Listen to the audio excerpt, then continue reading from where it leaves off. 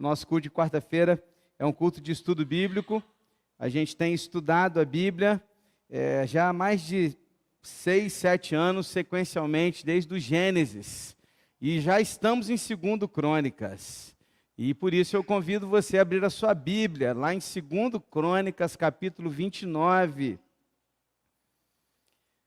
Hoje nós vamos falar sobre uma chamada consagração. Quem vem acompanhando os estudos desde o início, pode ter perdido um e outro, mas quem acompanha desde o início? Rapaz, olha, dá para fazer um Enem com vocês vão tirar nota 10, hein? Se fizer aí, hein? Quanta gente, que legal.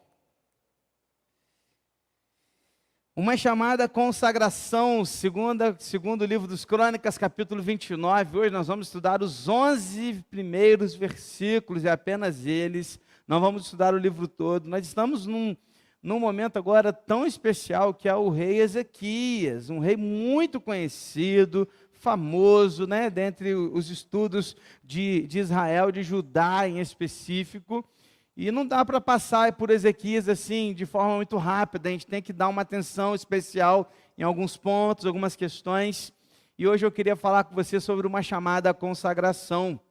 E eu quero convidá-lo para abrir a sua Bíblia e deixá-la aberta, porque nós vamos ler aí os versículos no decorrer do nosso estudo.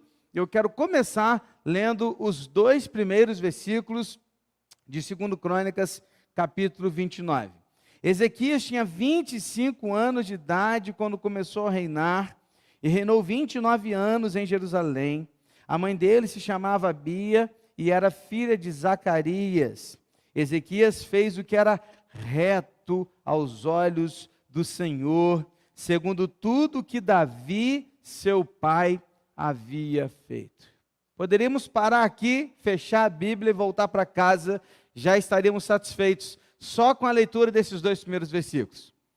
De saber que, dentre tantos reis que fizeram o que desagrada a Deus, Ezequias, ele é reconhecido pelo autor dos Crônicas, que ele foi um rei que fez segundo o coração do Senhor. Um rei reto. Um rei que seguiu um padrão. Qual o padrão que ele seguiu? O padrão de Davi, que era o padrão de rei bom.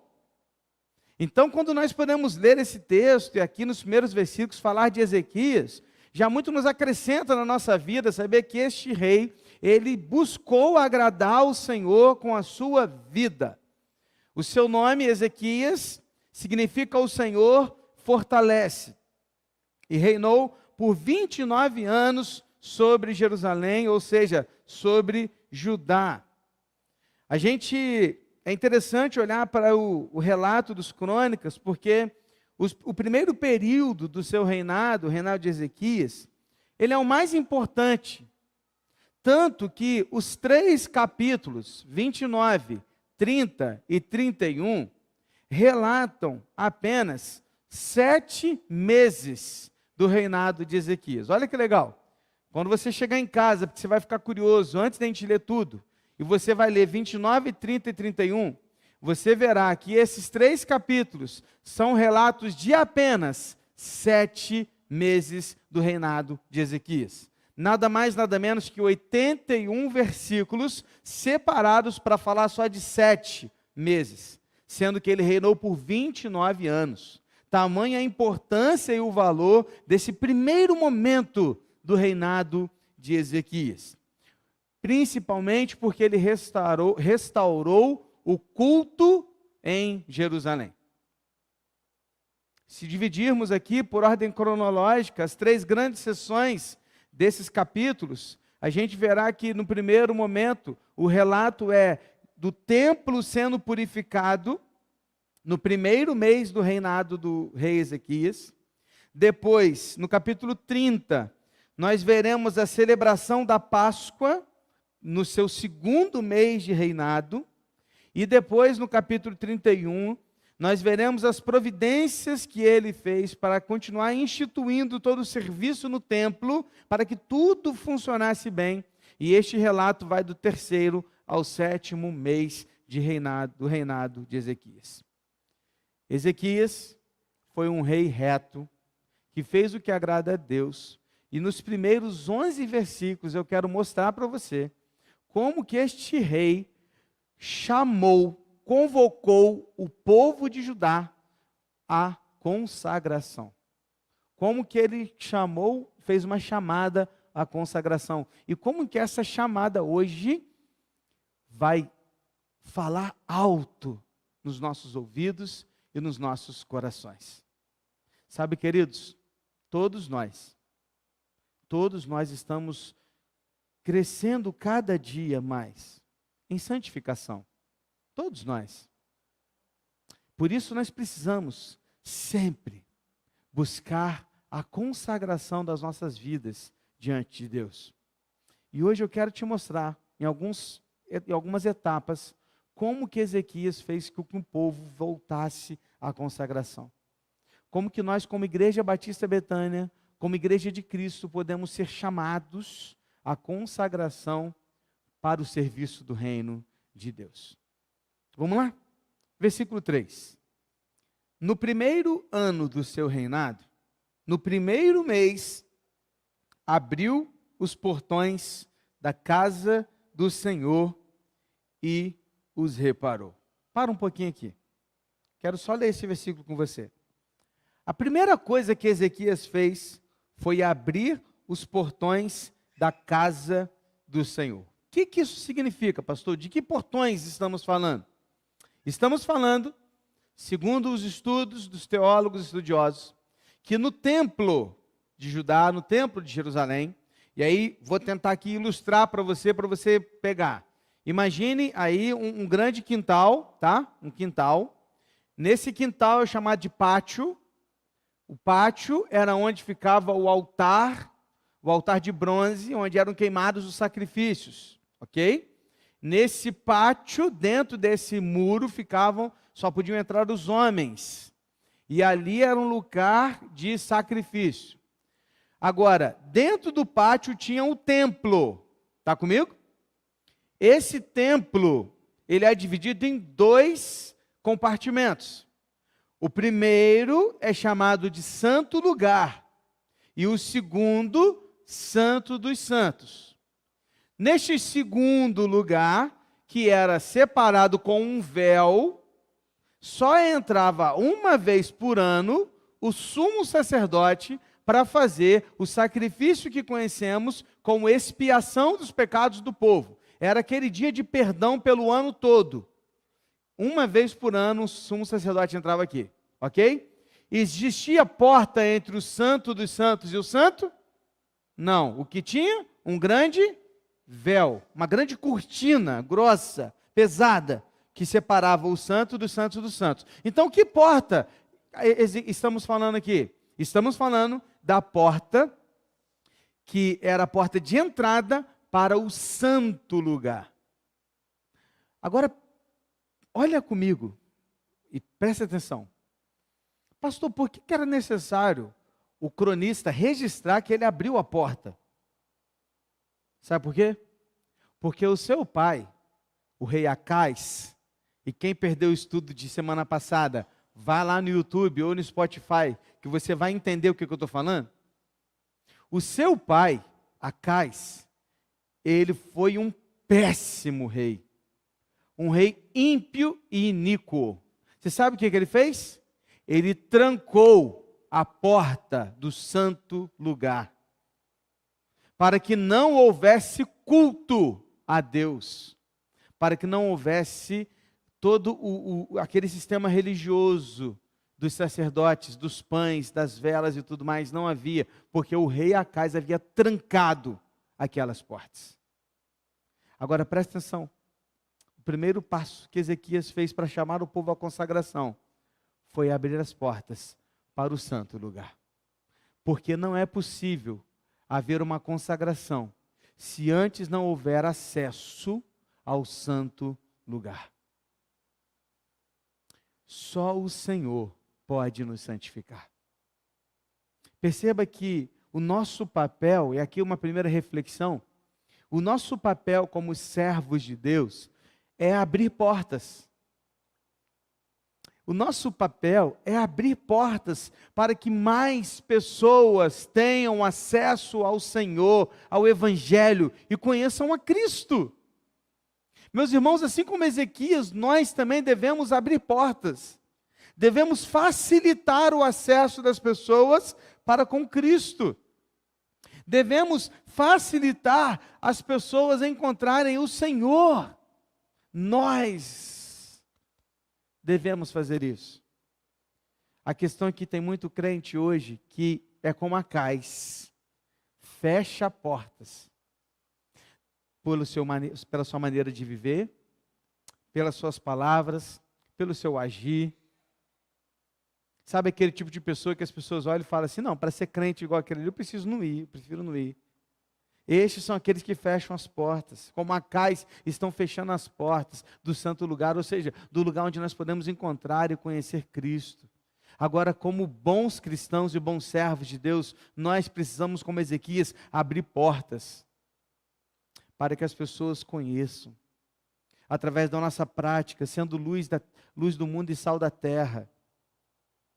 A luz, ela serve para quê? Para iluminar um lugar, um caminho.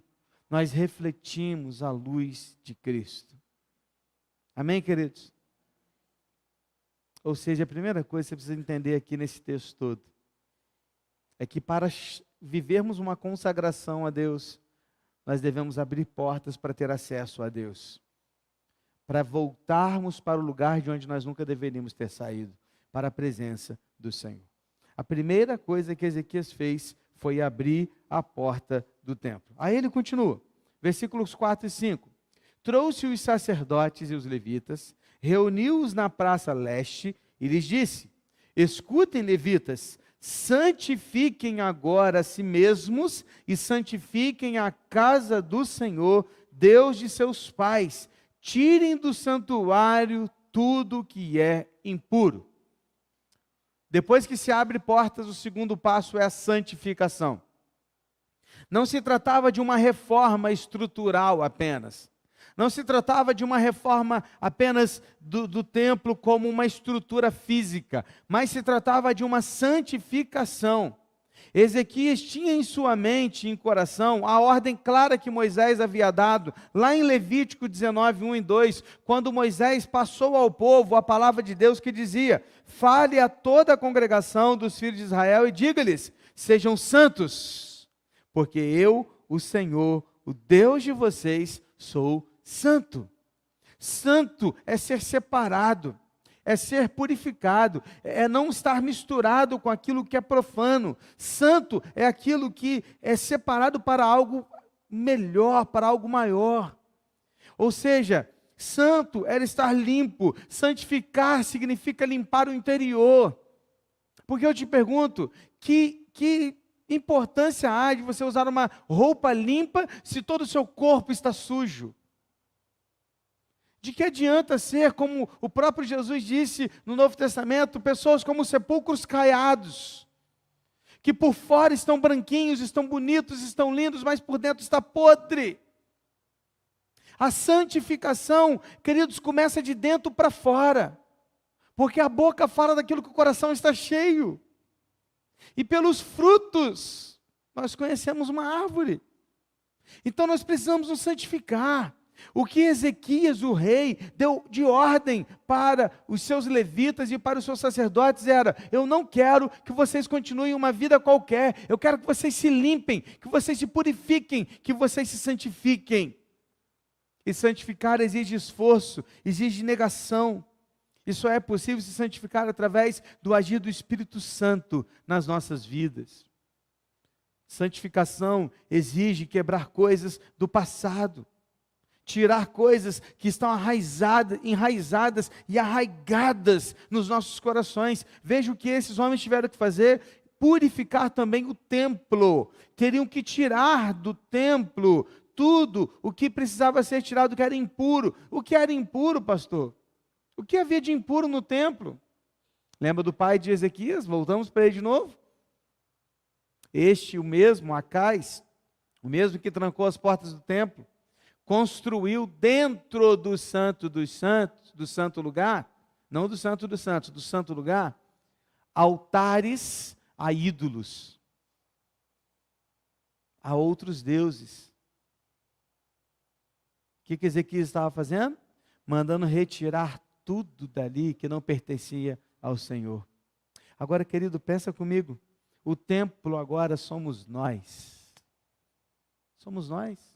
A igreja de Cristo somos nós.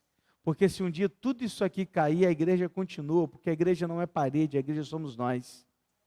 Amém? Agora eu me pergunto, será que esse templo está purificado? Será que esse templo está limpo?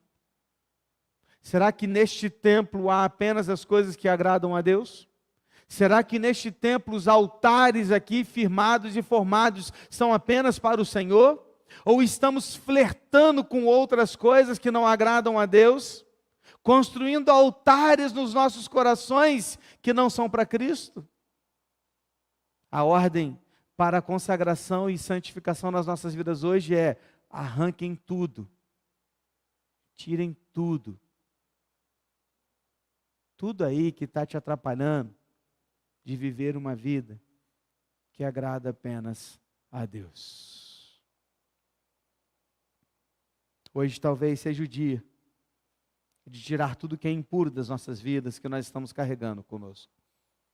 É tempo de consagração. O texto continua. Versículos de 6 a 9, vai falar um pouquinho mais, ainda no discurso de Ezequias, ele vai dizer assim: porque nossos pais foram infiéis e fizeram o que era mal aos olhos do Senhor, nosso Deus, e o abandonaram. Desviaram o seu rosto do tabernáculo do Senhor e lhe viraram as costas. Também fecharam os portões do pórtico, apagaram as lâmpadas, não queimaram incenso, nem ofereceram holocaustos no santuário ao Deus de Israel. Por isso, a ira do Senhor veio sobre Judá e Jerusalém, e ele os transformou em objeto de espanto, de horror e de vaias, como vocês estão vendo com os nossos próprios olhos. Porque eis que os nossos pais caíram à espada, e por isso os nossos filhos, as nossas filhas e as nossas mulheres foram para o cativeiro. Ele está lembrando aquilo que o seu pai também, Acais, veja como é que está tudo ligado, havia feito antes. Você vai se lembrar, se você não viu, vai lá no YouTube depois e assiste. Você vai se lembrar que o rei Acais, ele entrou numa com o rei de Israel, que é o rei do norte, e o rei do norte fez 200 mil escravos de Judá, lembra disso? É disso aqui que ele está falando. Que Judá foi feito escárnio a respeito dele por causa do quê, pastor? Por causa da atitude dos seus pais. Sabe o que eu vejo aqui?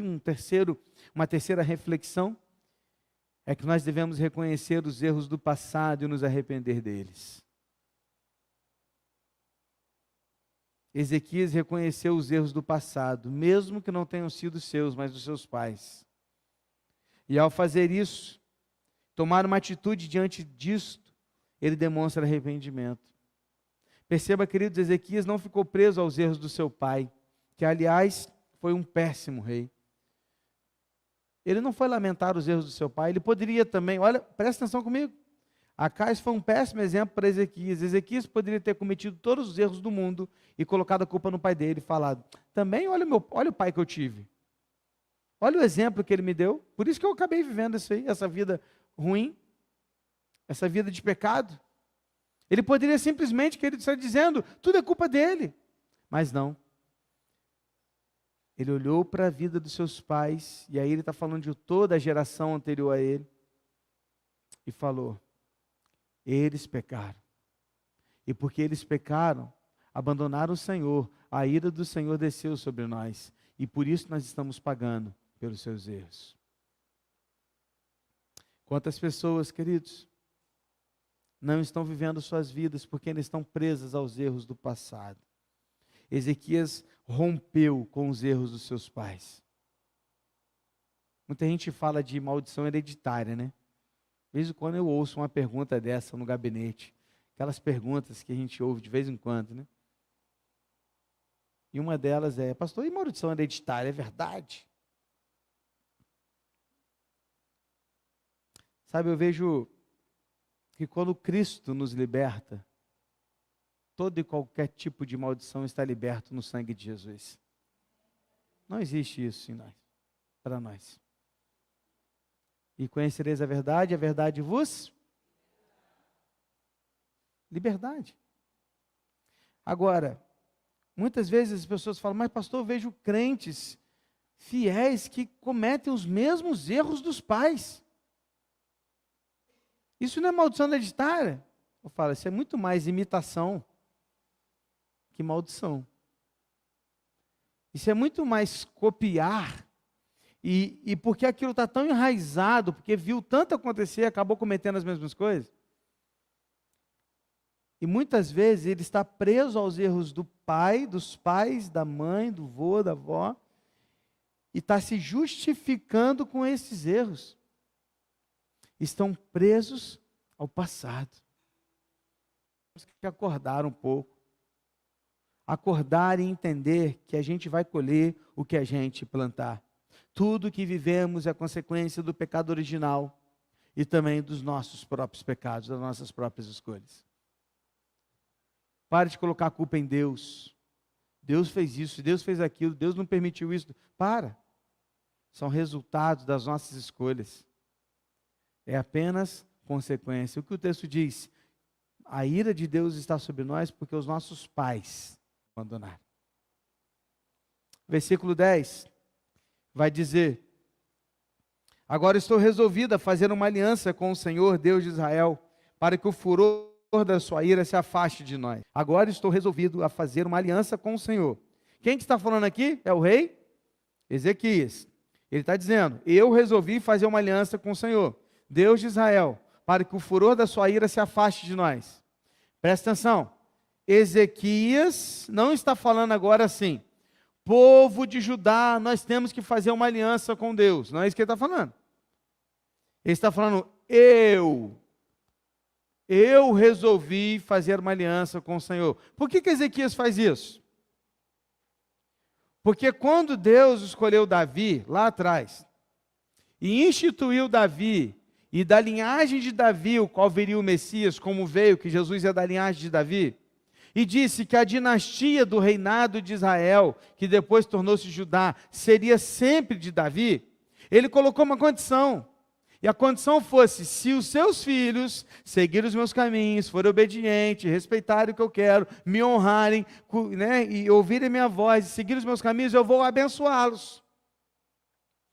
Perceba que Ezequias está se ligando no seguinte, eu vou me comprometer com o Senhor, porque Deus fez uma aliança com Davi, ou seja, eu sou rei de Israel, de Judá, da linhagem de Davi. Se eu alinhar a minha vida com aquilo que Deus quer e fizer o que Ele se agrada, ouvir a sua voz e cumprir os seus mandamentos, logo, pela aliança que Deus fez com Davi, Ele vai abençoar e vai fazer o meu povo prosperar. Faz sentido? Sim ou não? É isso que Ele está falando. Ele está dizendo o seguinte, eu vou voltar à aliança da minha vida para o Senhor, porque eu sou da linhagem de Davi, e Ele me escolheu rei, então eu preciso fazer isso, porque se eu fizer isso, o meu povo vai ser abençoado, a ira do Senhor vai sair de meio do povo. Presta atenção agora nisso, presta atenção, a bênção sobre o povo de Judá estava ligado diretamente à aliança que Deus fez com Davi, e o cumprimento dessa aliança fazia com que o povo prosperasse ou sucumbisse. Está comigo? O que isso tem a ver com a gente, pastor? Presta atenção. A mesma coisa é com a igreja do Senhor Jesus Cristo. Nós, como servos de Deus, somos abençoados por Deus pela aliança e pelo compromisso que Ele fez com o seu Filho Jesus Cristo. Aqui, a ligação é essa. Assim como Judá seria abençoado pela aliança que Deus fez com Davi, hoje nós, igreja de Cristo, somos abençoados pela aliança que Deus fez com o seu Filho Jesus Cristo. E através do seu sangue derramado na cruz, agora nós podemos ser abençoados, não por nós, mas pelo Cristo, pelo Senhor Jesus, porque é graça. Não se trata do que eu faço, não se trata dos seus méritos, não se trata dos nossos deméritos, se trata da aliança que Jesus fez conosco, e o seu sangue derramado na cruz é o que nos fez tornar livres, e agora nós podemos voltar para Deus. Faz sentido?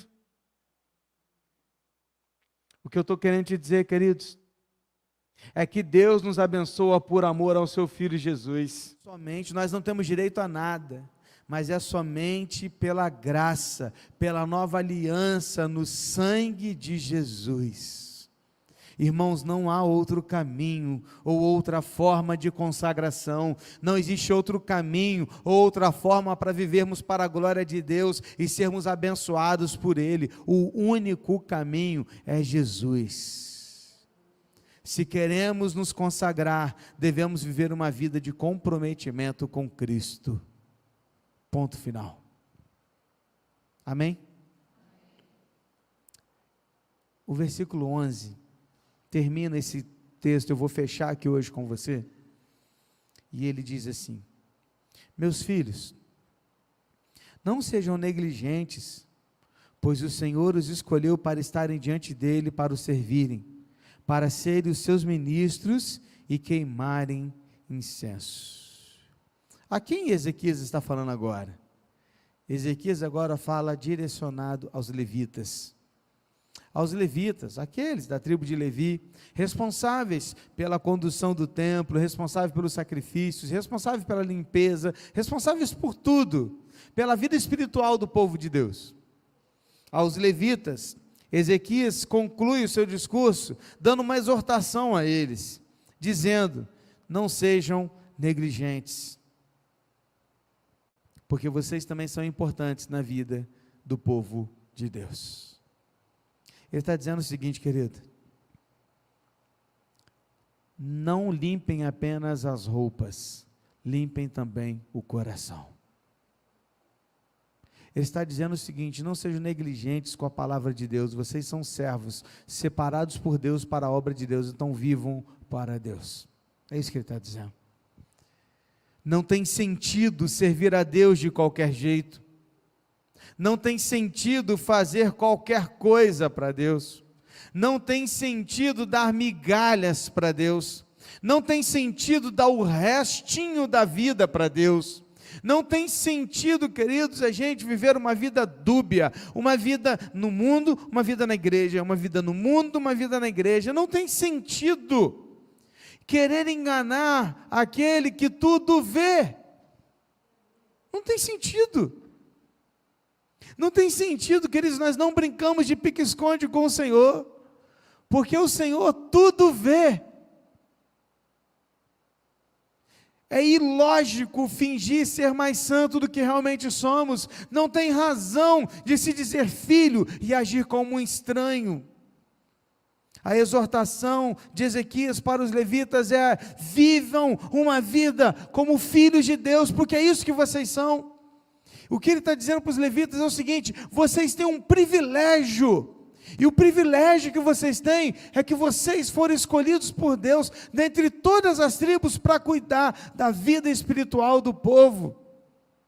Vocês foram escolhidos por Deus para cuidar dos sacrifícios, da adoração, da música. Vocês foram escolhidos para cuidar de tudo com relação ao culto. Vocês são privilegiados, e servir no reino de Deus é um privilégio. Não negligenciem isso.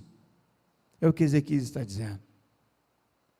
E eu pergunto: quem são os levitas hoje? São os que tocam? Não. Sabe quem são os levitas? Nós. Toda a igreja do Senhor Jesus, todos nós somos levitas. Porque todo aquele que recebeu o Espírito Santo na sua vida também recebeu um dom espiritual para servir a igreja.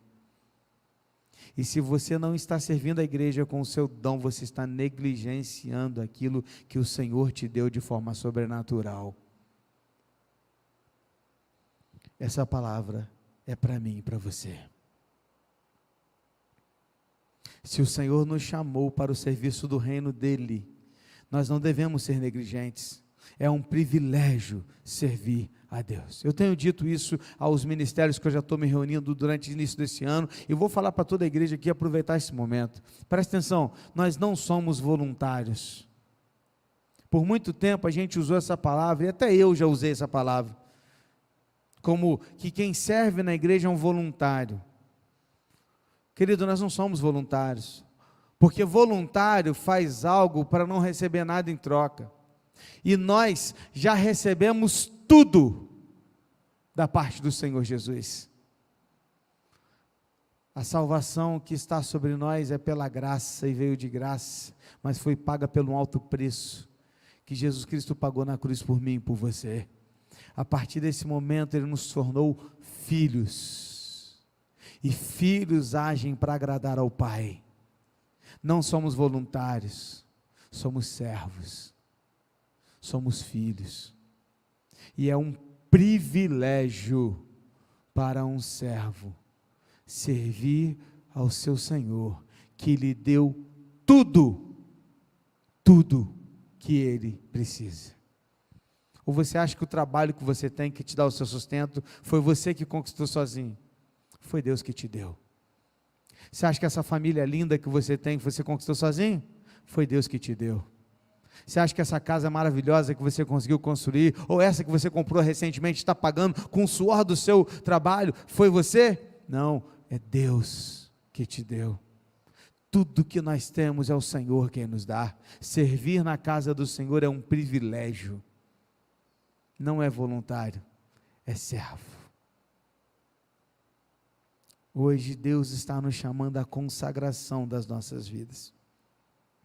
Deus está nos convidando a deixarmos de ser religiosos, a fim de sermos filhos, sem máscaras, vivendo uma vida de santidade, abandonando o passado, abandonando as práticas que desagradam a Deus, rompendo com aquilo que nos traz medo, e dando a Ele o melhor que nós podemos dar. Feche os seus olhos, meu irmão. Quero convidar você a orar comigo nessa noite. Deus não te trouxe aqui hoje à toa. Eu não acredito em coincidências.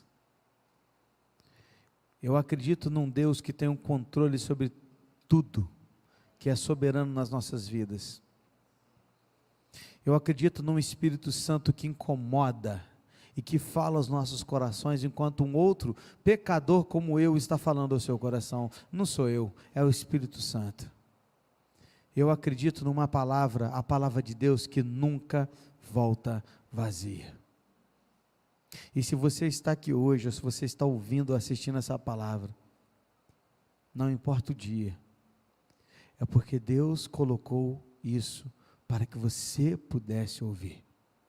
E hoje Deus está te chamando à consagração da sua vida, a deixar para trás o que está te impedindo de ser um servo verdadeiro.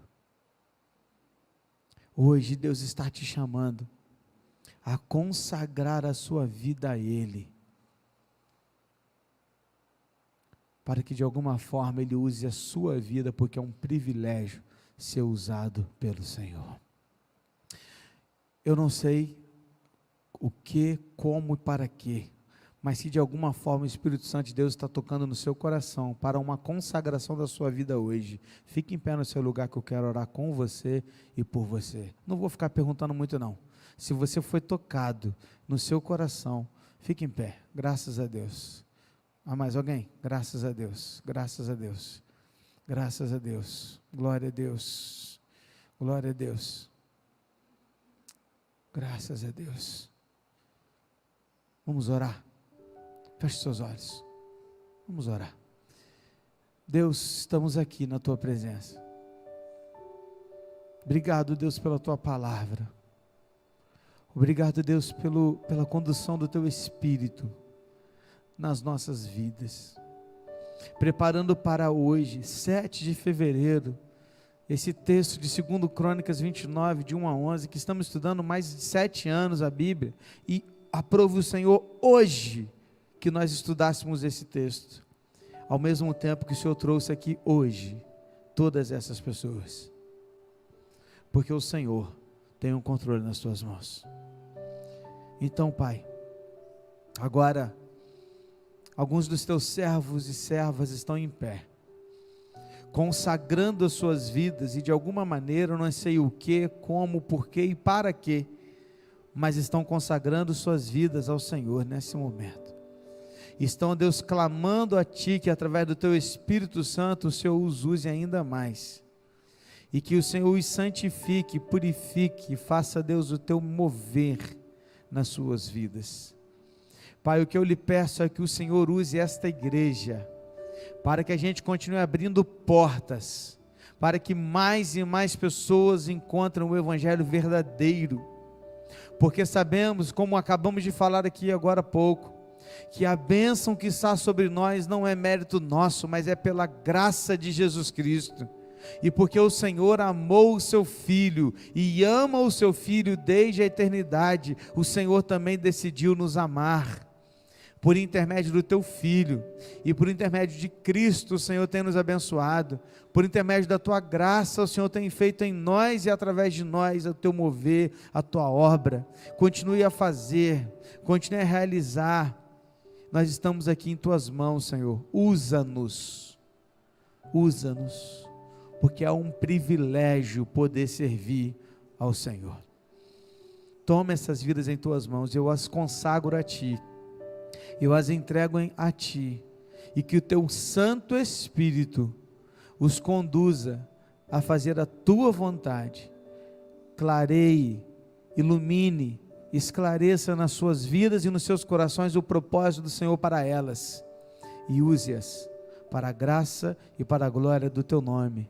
Assim nós oramos, em nome de Jesus, amém, Senhor. Amém, querido? Você pode se assentar, obrigado, que Deus abençoe sua vida.